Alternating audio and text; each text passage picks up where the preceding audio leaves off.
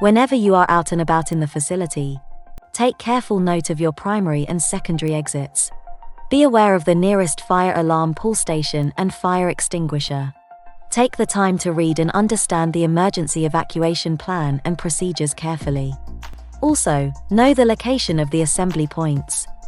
When you hear the emergency evacuation signal, you have 4 tasks.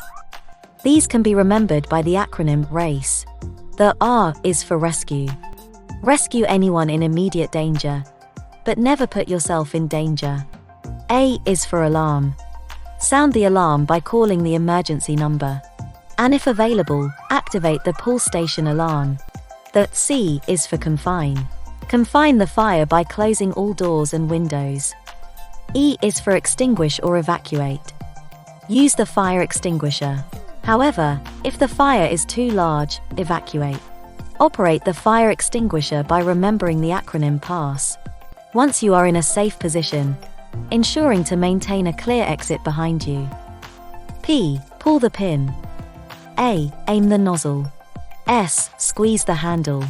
S. Sweep the spray back and forth over the seat of the fire. Please see your supervisor if anything remains unclear or if you have any further questions. Thank you so much for being so attentive.